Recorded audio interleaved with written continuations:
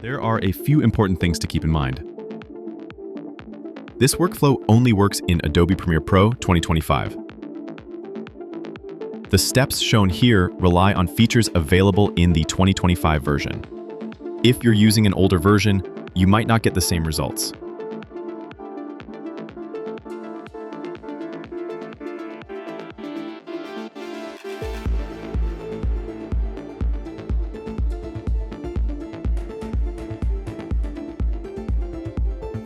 Follow only the steps I actually changed.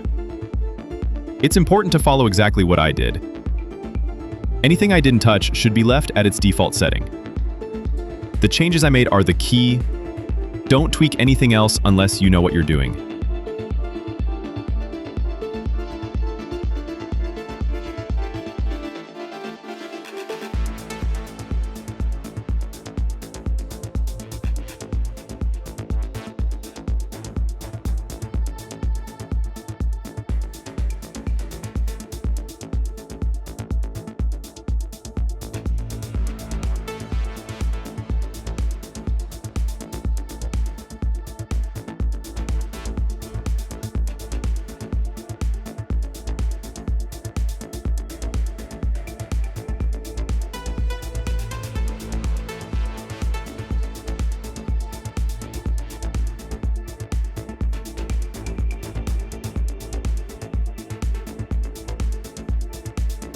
Output preview shows washed out colors.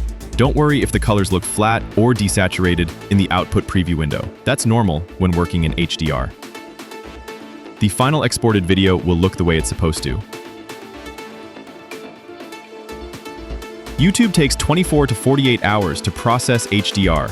After uploading, YouTube needs up to 2 days to finish mapping the HDR version. Only then will the HDR tag show up next to the resolution settings. HDR videos still look better even on non-HDR screens.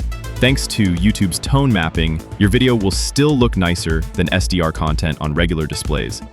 But the full effect only shows on proper HDR-supported devices.